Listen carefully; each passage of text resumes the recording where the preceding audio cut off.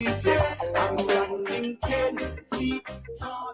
FM is owned and operated by Communistation Company Limited, located in Stuart Castle, Duncan's Trelawney, Jamaica. We broadcast on FM 96.7 locally and is heard worldwide on fitfmja.com.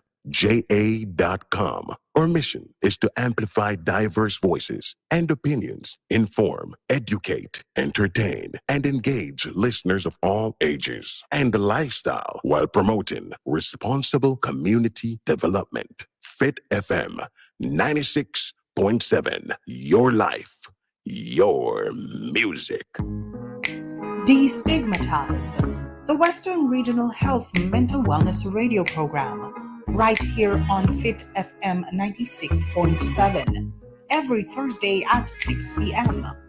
Destigmatise, to raise mental awareness and reduce stigma and discrimination through education, discussions, and highlights. Join us for lived experience interviews, to learn from the experts, for the Brainwaves Educational Focus segment, and Your Time, where you get answers to your questions. With host Dr. Lisbeth Crossman, psychiatrist. So join us every Thursday at 6 p.m. for Destigmatise on Fit FM 96.7. Brought to you by the Western Regional Health Authority, Department of Mental Wellness. That's just what I seek to find out. When darkness seems to win, where are you now? When the world is crumbling,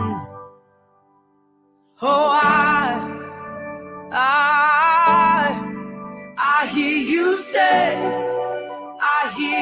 say, look up, child. Hey, look up, child. Hey, where are you now? When all I feel is doubt. Oh, where are you now? When I can't figure it out. Oh, I hear you say, look up, child. Hey, look up, child. Hey, look up, child. Hey, look up, child. Welcome everybody to Destigmatise on Fit FM 96.7. And guess what? We are on YouTube, we are on Facebook, and we are at fitfmja.com. So come on, join us if you can. We are going to be talking about how we can reduce stigma, the prejudices, some of the things that we think about persons living with certain conditions, and how we can reduce these thoughts and some of the acts, the discriminatory acts that we carry out, in how we treat them in some of our policies, and why we want to do this, why we want to raise this awareness is because we want to show that these are persons too, our own brothers and sisters, our mothers, our fathers, our children, who will suffer from mental illnesses and other illnesses. And we want to give them the quality of life that they deserve. We want to increase their self-worth. We want to make them know that, hey, you are somebody too. So we are here to destigmatize. And what a great way to do it. And what a great station to be on. And I'm so happy that you have joined us this evening. Hey, we're going to be continuing on depression. And we spoke about depression last week, but we're going to take a different trend this week because we're going to be looking at depression in the elderly. And we're saying it's never too old, which means that at any age we can have a mental illness.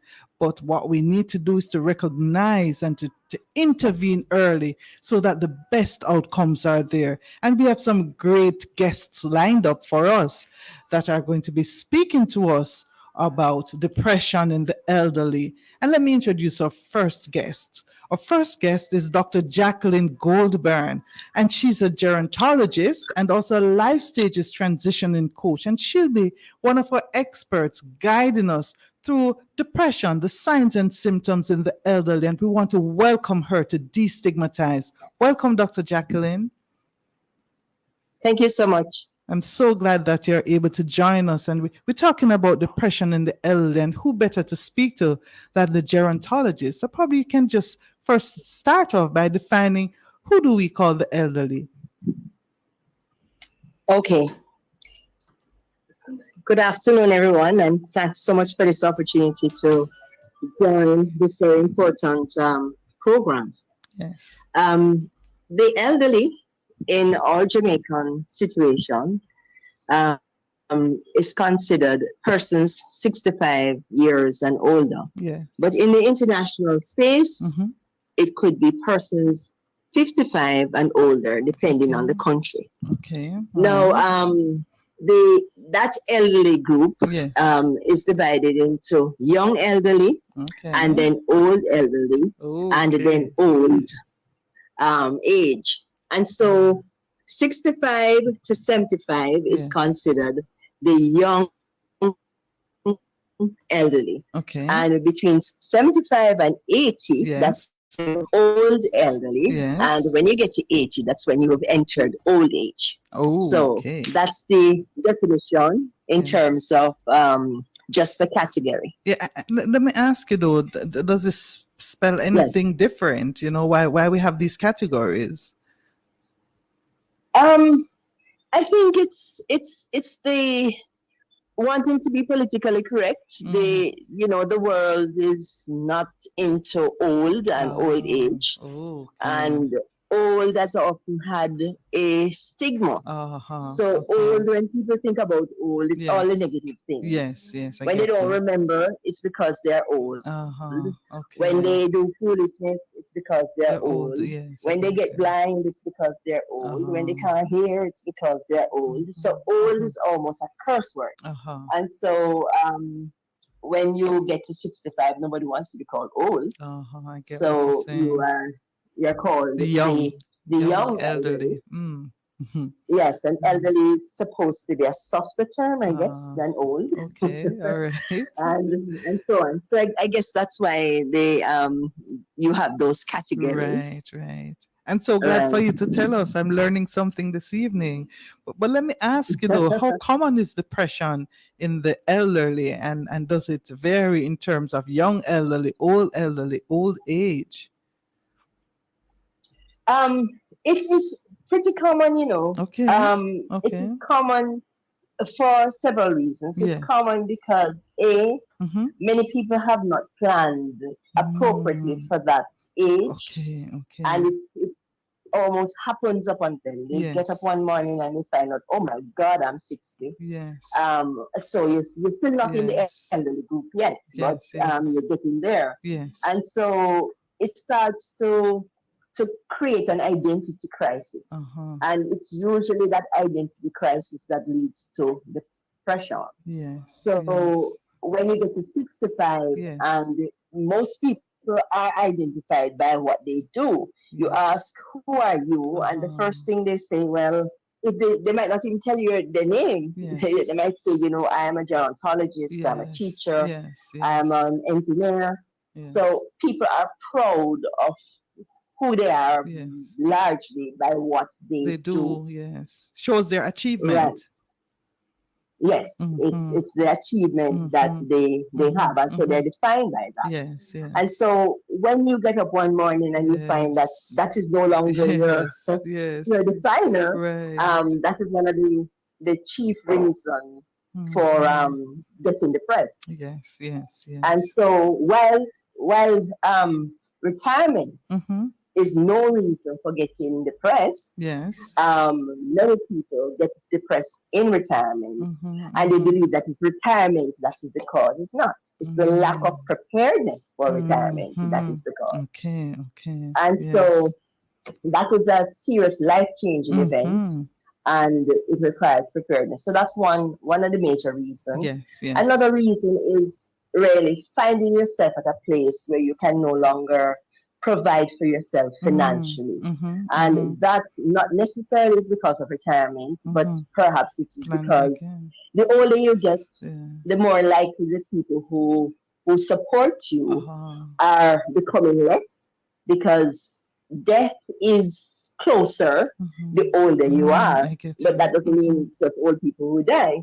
But nonetheless, the older you get, the more likely you are to die. And so some of their support systems are disappearing. And so they find themselves in a space that could cause them to become depressed. Many of them are depressed because it's at that age too. If there's no proper preparation, they might find themselves homeless. And that's another reason. A big reason for depression is loneliness. So many people are lonely. And so that is a big deal. And loneliness does not necessarily mean that they live alone and there's nobody around them, but they become lonely in their own space because people no longer value them, they are no longer honored, and they're not given that space to be heard. And therefore, when they say things, old man or old lady, just sit down. What can you contribute to this? And so they become useless in their own space because people decide that, well, you're old now, you don't need to cook, you don't need to wash, you don't need to do these things. What are you doing going to the supermarket? What are you doing going to that? So we take away their roles and we take away their voices. And that is a very, very, very big piece of that loneliness that it creates. And of course, that loneliness also can be living alone and living in a place where nobody passes, nobody stops, nobody says hello anymore. And so that is another part of the loneliness. But I think the greater loneliness is when they live in that space where their voices are not heard. They can't make any contribution because we make them disabled. And just in my last piece to say, your age is not your ability. And so that's one of the most important things for people to know, that not because you're a particular age, it means that you have or don't have these abilities. And these are the reasons when we make them disabled, because we're taking away their role and function, that depression sets in. Wow. And Dr. Goldburn, it is such a this is so interesting, you know. And I'm seeing how COVID could have really, really impacted on these individuals. Is there anything that you saw jumping out when COVID came into being, and you know how the pandemic really impacted and created a lot of persons who may have become depressed, especially the elderly individuals? I'm sorry, I don't think I heard that question. So right, I was speaking about COVID and how it may have impacted on the elderly, and anything that you saw jumping out at you when COVID came into being as a gerontologist for persons who were elderly and may have had some symptoms of depression. Okay, fine.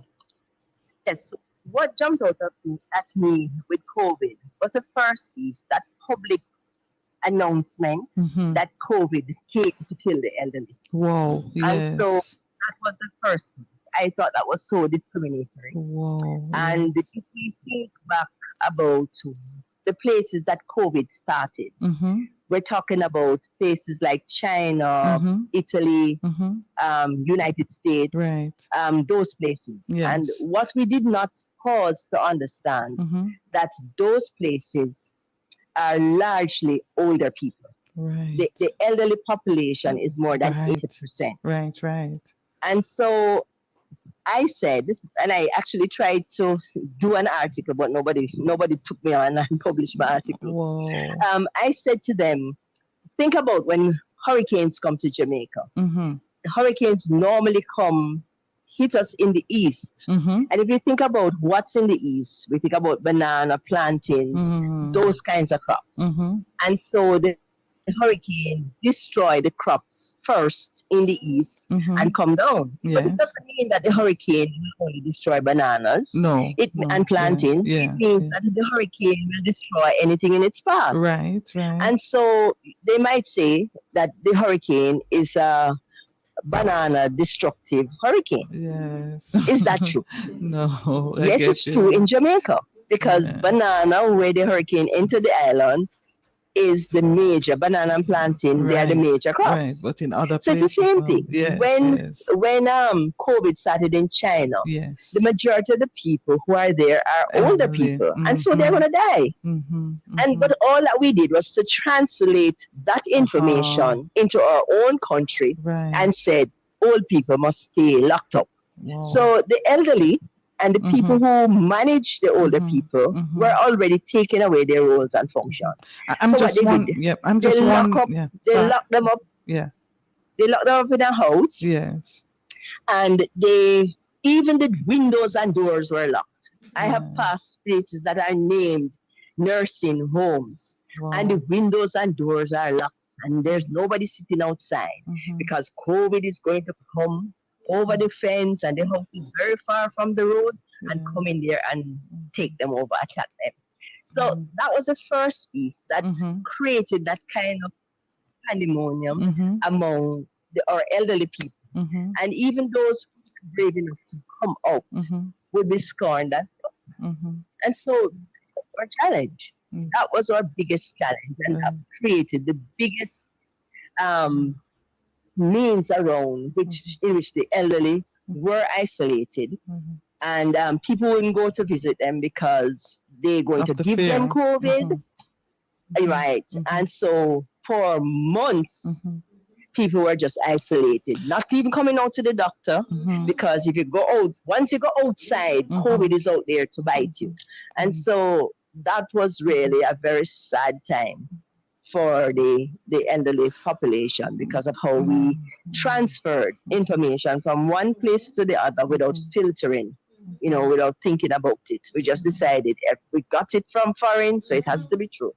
And so that was our I think one of the things that we may have to look at, though, Dr. Jackie, not knocking your thought, but in terms of the non-communicable diseases that tend to be a little bit more prevalent within this type of population, and that the vulnerability of these individuals to any type of infectious condition may have put them at risk. But I get what you're saying, is that when you sort of make this hard and fast rule, then it impacts and creates a sort of stigma and will impact on the individual.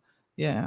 But go ahead and tell me what were some of the other things that you saw, coming out from the pandemic and how it impacted on the elderly population in Jamaica. Sorry. I fully agree with you in terms of the multiple effects of the non-communicable diseases. Yes. With combined with the COVID challenge. I agree with. Yes. But that however, I don't think was necessarily, the people who are listening were not necessarily able to divide the two, for example, people who did dialysis, at the time I was doing dialysis, and people say, you going out? And I said, well, if I can go to dialysis, I can go anywhere. And so what it means that you just take the necessary precaution. Right. And I don't think that was emphasized well enough. Oh, I get so what you're saying. Just being old was one of the issues. Yes, and that created a sort of stigma.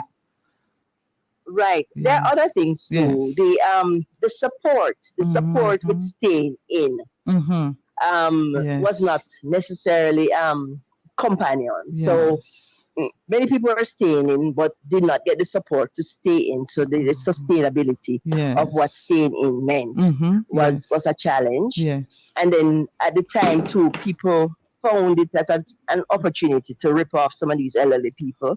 So those also added to their depression reason.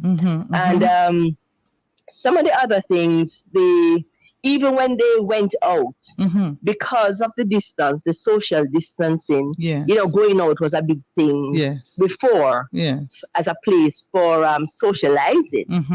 And even that was curtailed in areas and spaces that they would normally find themselves.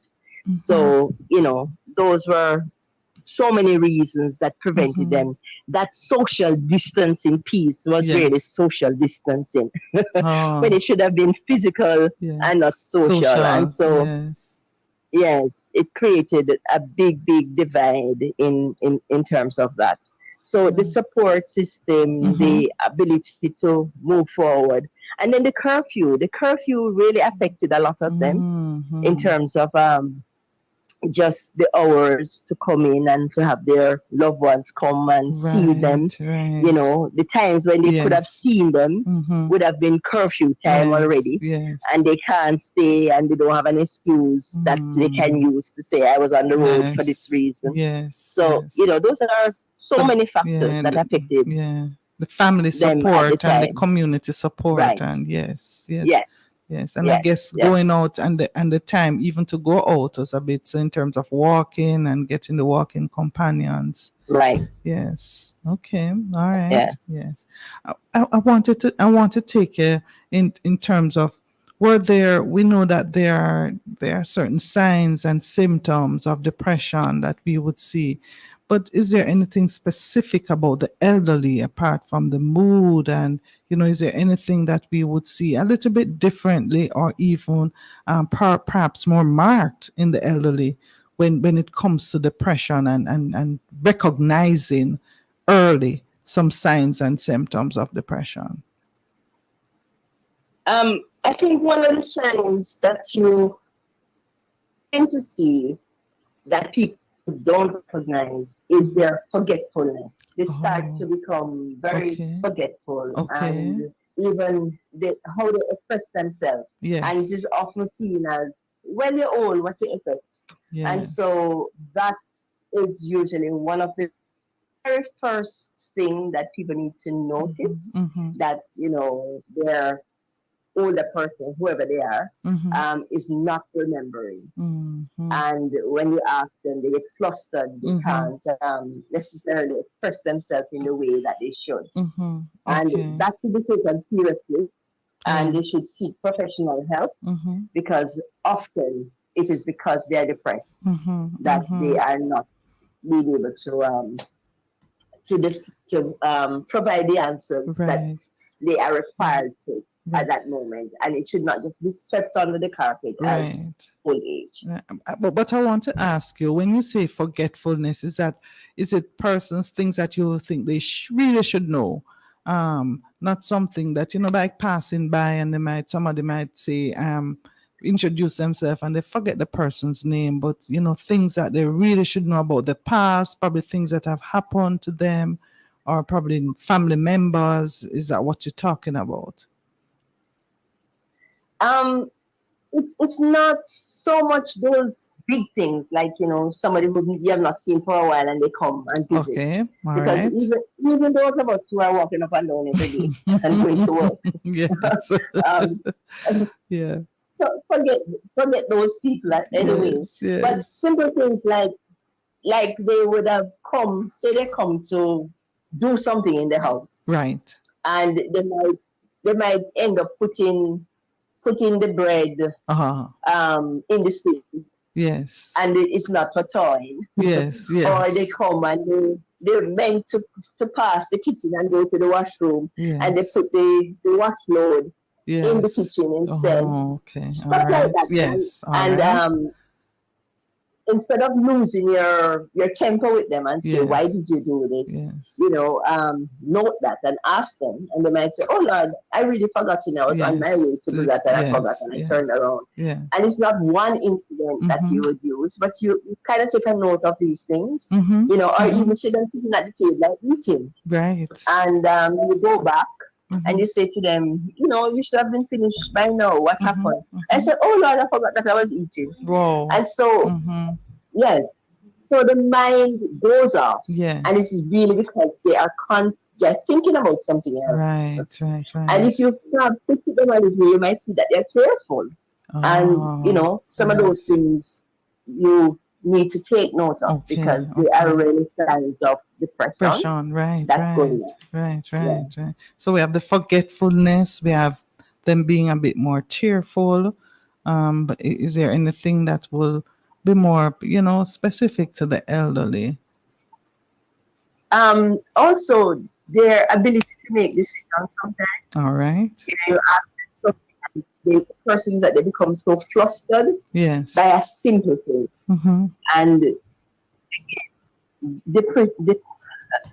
decision making, yes, the difficulty to do that is another sign that it is more common in the older people than usually in any person who is depressed. That becomes a challenge. Yes. But that is something again that they should not just take that to say because you're old, this is something that you expect.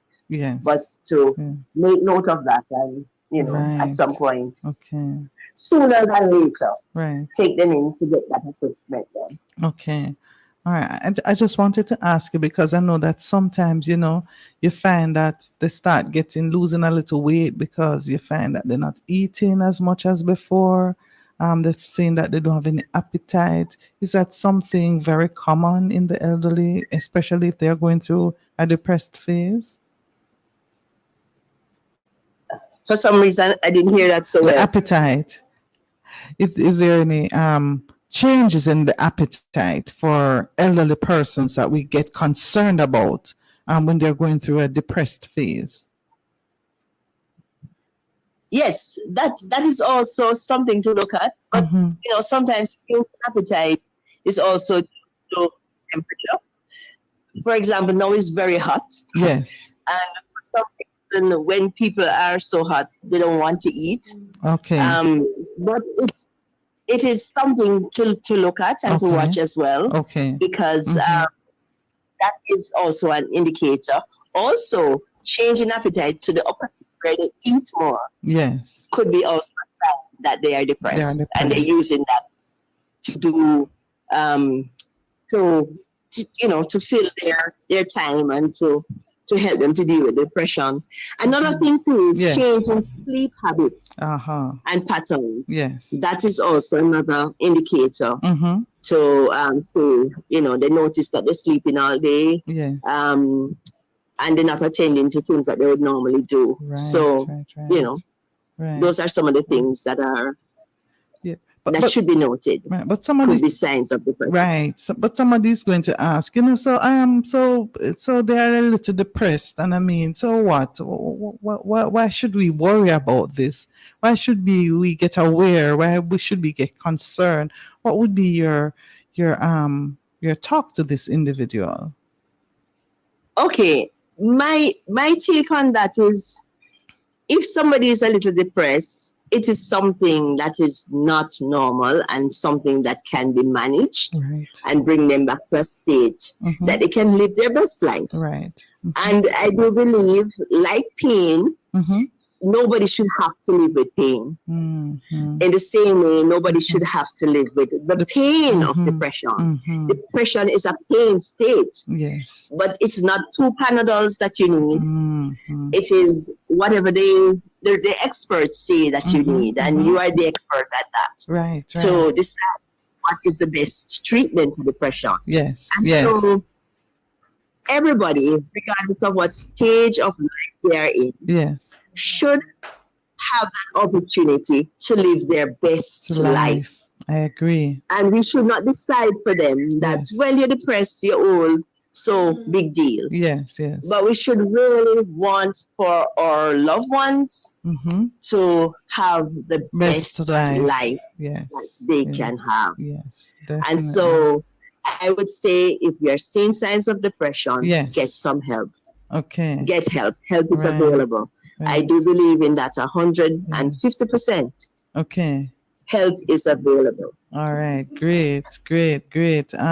So we have Tanisha Gray online, Dr. Goldburn, and she's asking, I notice that my mother is losing her memory. What can I do? Where can I get help for her?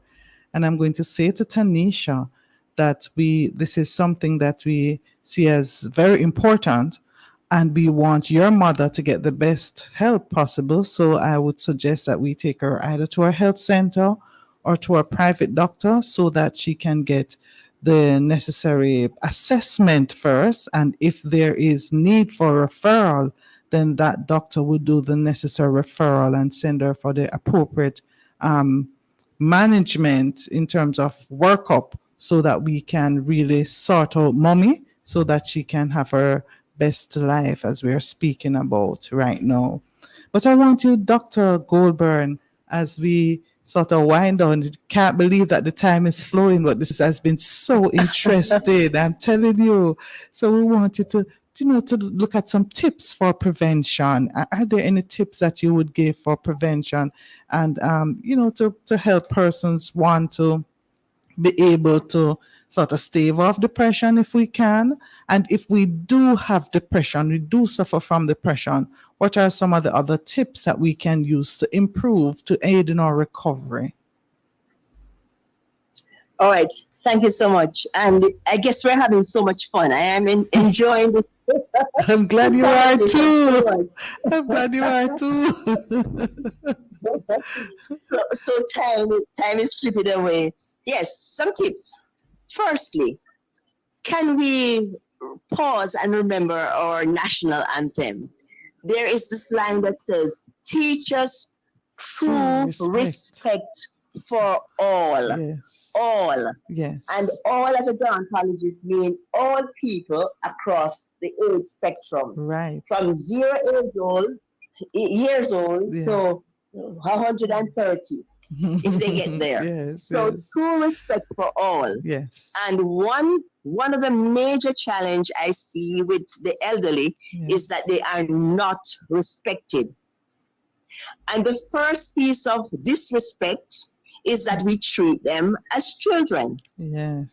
And we have this saying, which is in our DNA, which we need to get it out of our DNA, that says, once a man, twice a child. Mm-hmm, mm-hmm. And that is a lie. Mm-hmm. L-I-E, straight from hell. Okay. And so scratch it out of your books, scratch it out of your vocabulary, and do not treat the older people with disrespect, especially, but respect everybody. So that's the first tip. Okay, all right.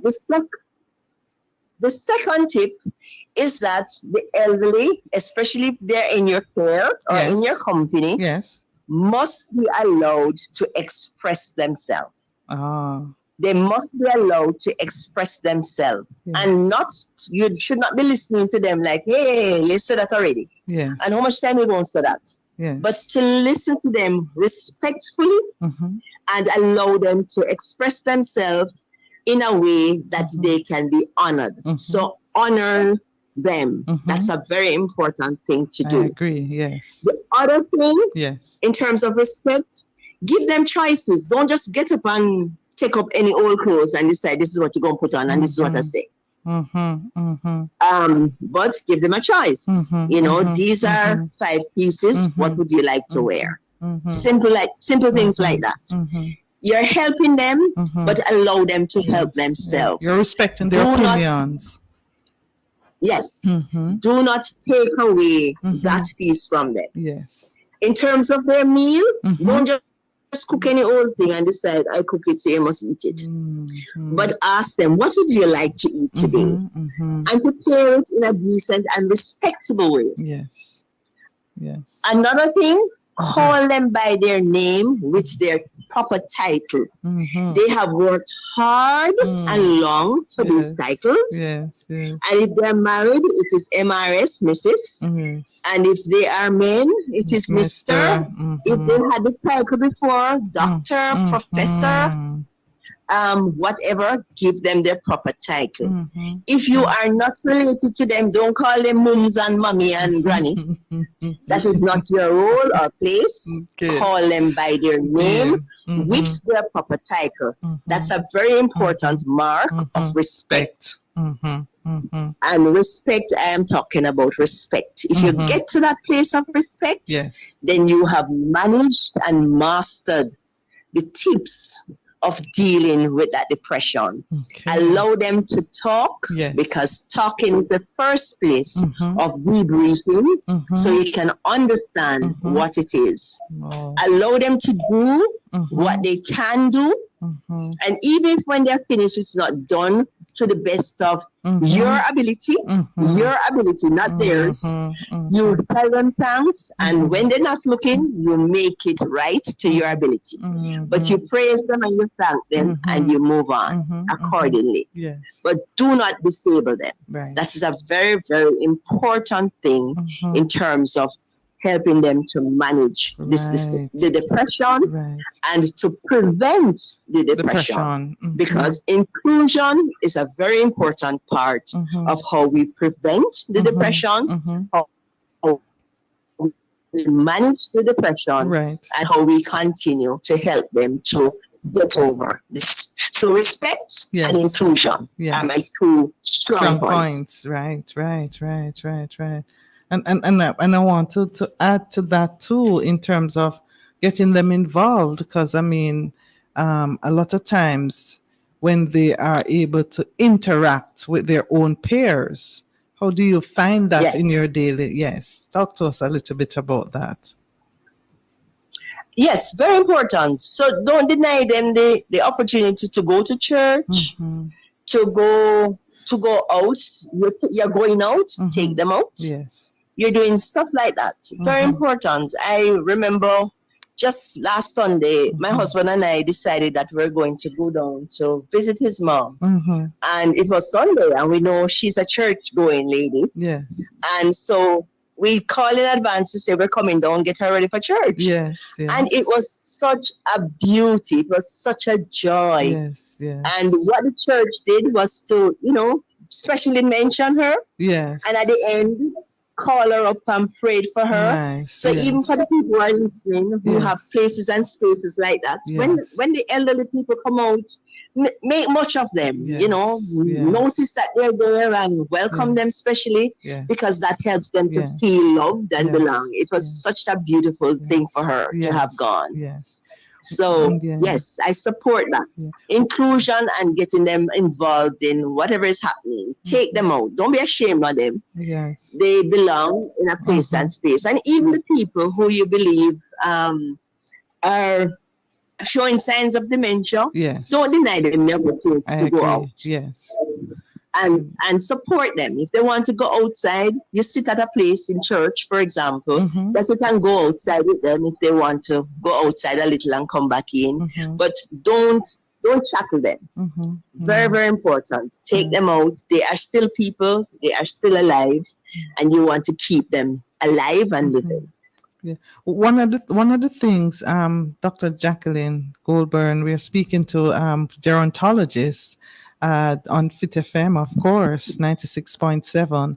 And one of the things I want to highlight also is the wisdom and the knowledge and some skills that some of our elderly will have and that we have lost as young people. And so the importance of imparting, of using them as our teachers to impart some of these skills. So I think it's also important in recognizing their role, that they are not old and cold, but they are ever able to impart some knowledge and skills to us as a younger generation. But we also have to be willing to be able to sit and to listen and be receptive of these skills. So I guess the inclusion comes in there, and the respect also comes in there for our elderly individuals. Absolutely. Absolutely. Totally and completely agree with you. Inclusion, respect, and, always remembering that they are there. The opportunity to walk around for exercise. Take them out. Take them out so that they can get some exercise every day, walking around the house if they need to be assisted to do that. Spend some time. Invest some time with them. Don't just think that food, I have a saying. Food, when food and bed are not enough. So food and bed are important, but they are not enough. They need much more than that. They need to be kept alive, kept involved, and definitely be involved in going out and definitely included in what is happening around the house in a safe way. And what a good note to end on, Dr. Jacqueline Goldburn, being how we need to manage persons, the tips that we got in terms of preventing depression, and even in what how we classify our elderly and some of the things that we have to do to prepare ourselves for this time of this phase of life. We want to thank so much Dr. Jacqueline Goldburn, gerontologist and the Life Stages Transitioning Coach, for really stirring up things here on Fit FM 96.7. I mean, it has been such a pleasure. The time, I think we should have had you on for 2 hours, Doctor, but oh, the time has gone so fast and we have learned so much, and it has been such a pleasure talking to you. We know we're going to get you back because we know you have loads to tell us and loads to advise us on. And we're hoping that those who are listening will be able to get some tips as well, because I got a few. So if you want to go back and look at it, we're on Facebook, we're on YouTube, and check us out, fitfmja.com. So thank you so much, Dr. Jacqueline, for joining us. We really appreciated it. You heard us on Destigmatise, Fit FM 96.7. Please wait up, because we have more to come. Thank you so much, Dr. Jackie. And thank you so much for having me. And you can check me out on Talking Gerontology with Dr. Dion on your Facebook page. So you can look for me on Facebook. Repeat that again. Talking Gerontology with Dr. Dion. Talking Gerontology with Dr. Dion. And we have a show every Wednesday at 11 a.m. All right. So look out for that. We Thank will. You so much. I appreciate it. All right. Are we living in a selfish world with self-centered men, women, boys and girls? Caught in self-pity, seeking self-justice. Every human come subscribe to this. Let's choose to help others, don't be self-serving. Better to give than receive, it's more rewarding. Born to lead in an area of gifting. No excuse, walk in your calling. We are the change that we want to see.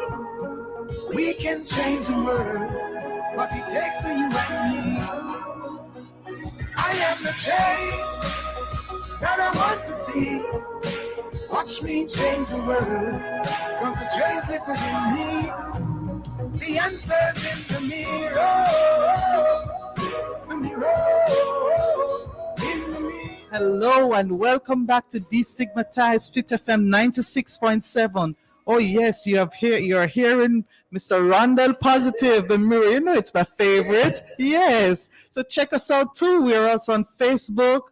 We're also on YouTube and fitfmja.com. And you're on Destigmatise right here on Fit FM 96.7. I'm Elizabeth Crossman, psychiatrist from the Western Regional Health Authority. And we're going to be continuing. Our topic today has been deep depression, never too old, because we're talking about depression in the elderly. We just spoke with Dr. Jacqueline Goldburn, gerontologist from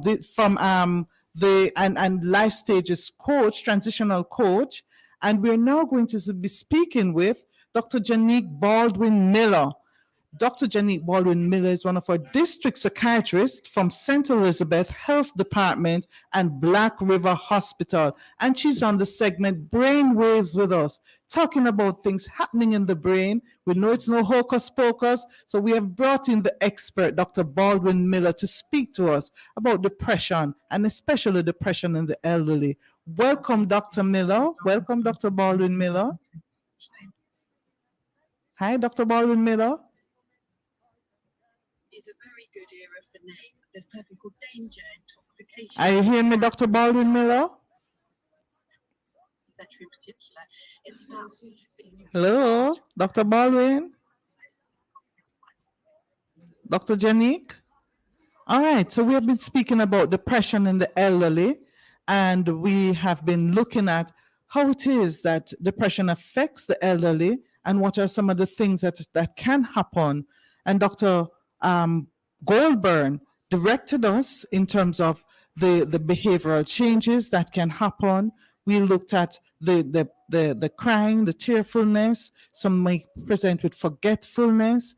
We may also have appetite changes, some sleep disturbances, some excessive worry. These are some of the things that we need to look for to ensure that we intervene early. Because why we want to intervene early is because we want to ensure that we have the appropriate therapy for our loved ones, and to also ensure that when we treat to recovery, because as she's mentioned so well, that we want them to have their best life.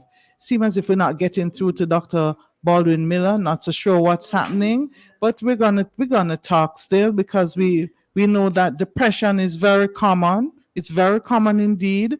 We know that 1 in 4 persons will develop a mental disorder. And when we look at our population, 1 in every 100 will develop depression. And when you talk about persons who are elderly, it goes up to 1 in every 50 that may develop a depressive disorder. So we are talking a lot of persons. And we know that the pandemic had made it quite difficult for individuals because they had to stay home, they were locked in, and of course, we mentioned some of the stigma that has been attached to them as being elderly. And because of that, we have had several challenges with persons living with depression, and several of them being elderly, because we're not only talking about depression, but we're talking also about our non-communicable diseases and how they impact on depression and how depression impacts on them. We call it a vicious cycle. But hey, I'm not going to be the expert this evening. We do have the expert online, Dr. Baldwin Miller. Are you with us? Hi, Dr. Hi, good Baldwin Miller. evening. Yes, I'm here. Oh, Good yes. evening, I'm here. Yes, we're hearing you. We are hearing you loud and clear. So glad to have you on Great. Destigmatise. We're on Destigmatise, Fit FM 96.7. And Dr. Baldwin Miller, we're talking about depression in the elderly, never too old. And I want you to guide our thoughts as we talk about brain waves, as to what are some of the changes that happens in the brain and that can result in depression in the elderly, and how it is that we can navigate some of these changes. Well, depression is basically the same in the young, in the middle age, and in the elderly. Okay. There are changes that do occur in the Yes. brain. Mm-hmm. There's changes in different chemicals, Yes. and even in the brain structure where the Okay. serotonin levels might be depleted or low, Yes. or the dopamine levels Uh, might be low. yeah. Those are the chemicals that are usually Ah. involved.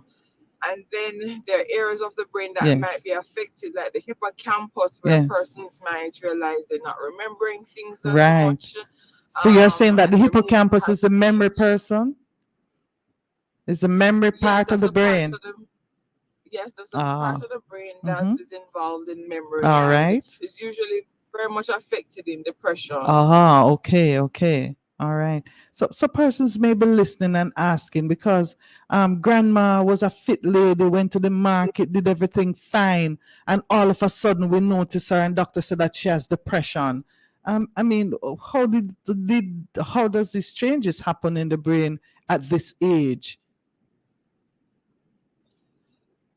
Well, so with most mental illnesses, there's usually a genetic component associated with it, Mm-hmm. and then there's a stressor. Mm-hmm. So there might have been some history of depression in the family, Okay. or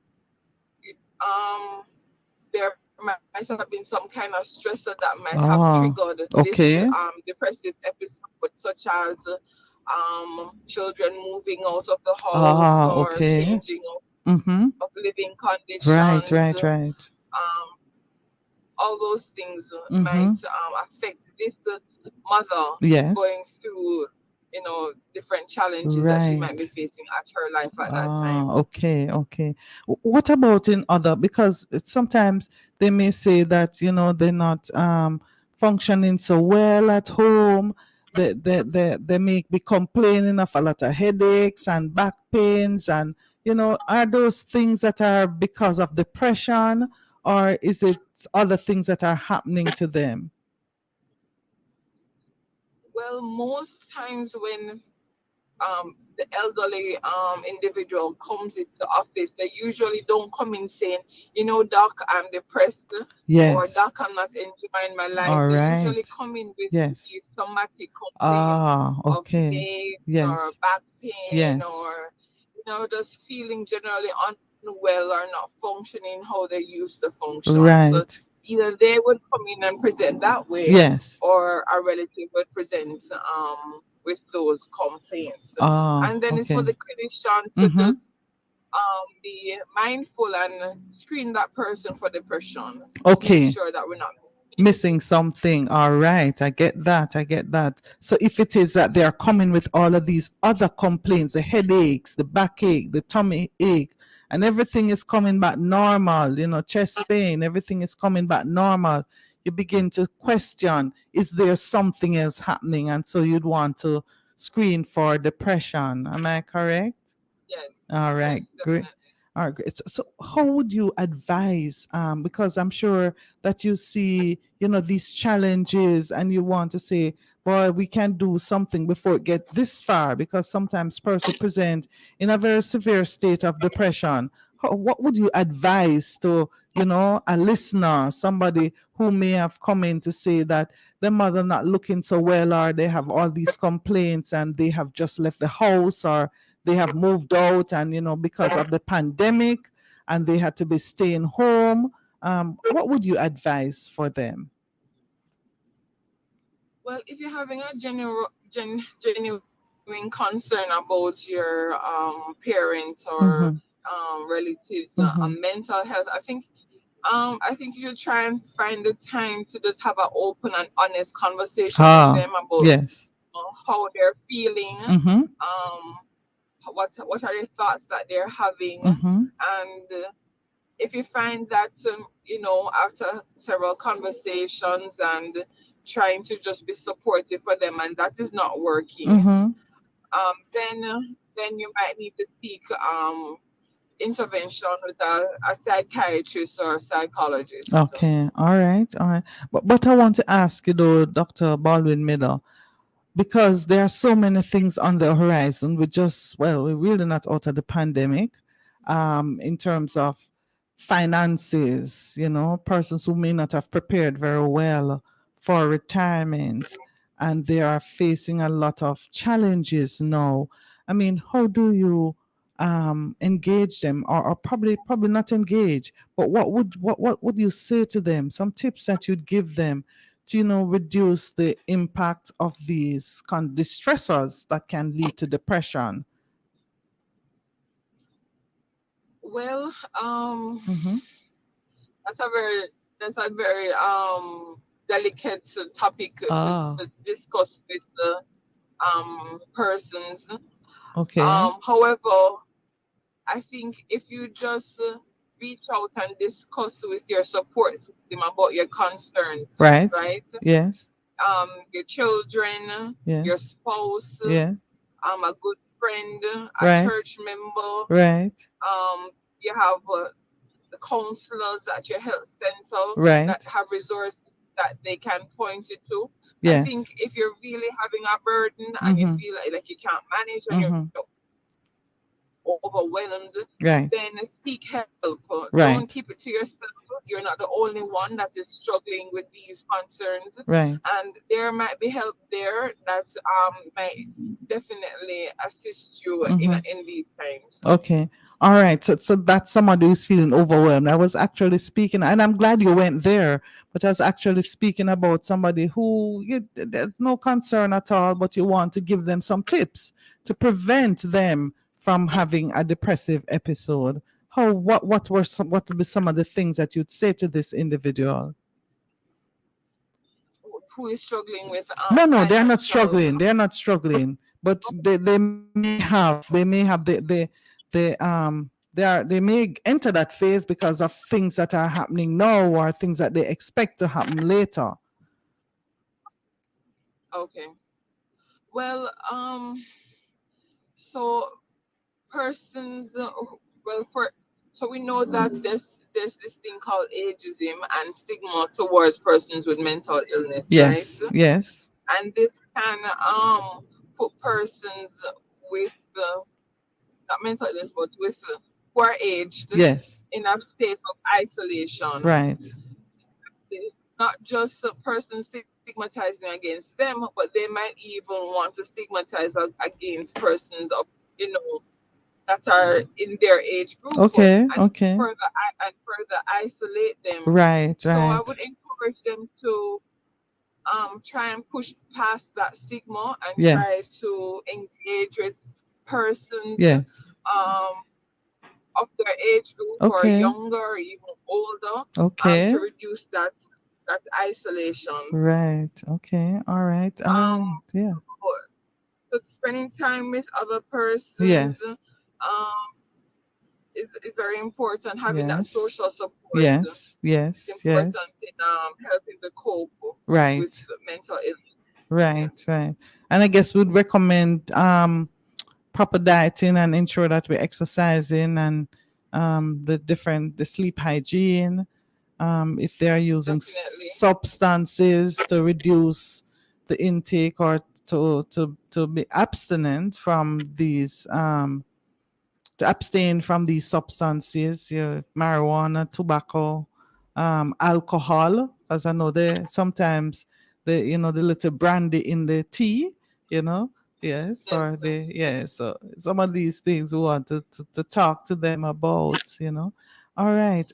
So Yes. so they definitely have to try and target every aspect of their Yes. health, their Yes. social health, reaching out to other persons, their Right. physical health, staying Yes. physically Yes. healthy, Yes. being properly exercising, Mm-hmm. getting a regular checkup with their Mm-hmm. doctor, Mm-hmm. to manage their chronic illnesses, Yes. and as you mentioned, their sleep, Yes. and their spiritual health, True. Yes. reaching out to their spiritual leader and Mm-hmm. persons in their fellowship. Faith. Okay. All right. Very good point there. Very good point. I wanted to ask you though, is it that these in engaging in these activities, do they help in changing and how does it help in improving, let's say, the brain function, the chemicals that you spoke about, and the change in the anatomy of the brain? Is there any change at all once we start targeting the symptoms and dealing with the symptoms of depression? Well, we know that something like exercise can Yes. increase this chemical in the brain called brain-derived neurotrophic factor that Yes. can help with improving memory and Okay. overall well-being that the Okay. patient experience. Yes. Interacting with others, Yes. hugging, um, you know, just overall interaction Yes. with your children or your Okay. spouse can increase Mm-hmm. oxytocin. That again can increase well-being Okay. and foster strong bonds that are good for our Okay. mental health. Okay. All right. Excellent. We Dr. Baldwin Miller, we have to get you back because we're really out of time, and that has been some good words that you have given us, looking at the Yes. brain and the function of the brain and the chemicals that are important in the brain and some of the things that can increase these chemicals that can increase our health and well-being. And we really want to thank you for coming to be a part of Destigmatise on Fit FM 96.7. My friends online, on Facebook, on YouTube, on fitfmja.com. We have been listening to Dr. Janique Baldwin Miller, who is the district psychiatrist from St. Elizabeth Health Department and Black River Hospital. So glad for you to join us, Dr. Janique. We really appreciate your input, and as we really continue to destigmatize, to raise the mental health awareness of these conditions and see how best we can improve our clients, our brothers, our sisters, our mothers, our children, all of Jamaica and in extension the world. Ladies and gentlemen, you have heard it on Fit FM 96.7. Program is Destigmatized every Thursday from 6 to 7 p.m. I'm Dr. Lisa Beth Crossman, and we're here with our engineer, Dr. Julia Benaya. She's laughing at me, and she's going to take us. Oh my God, not Dr. Mrs. Julia Benaya. My apologies. And she's going to take us out with my favorite song, The Mirror, by my favorite artist, Rondell Positive. See you next Thursday from 6 to 7. And check us out, if not on Fit FM 96.7, on Facebook, on YouTube, and fitfmja.com. We are live. Destigmatize. See you next week. The mirror, in the mirror, oh yeah. Say the answers in the mirror, the mirror.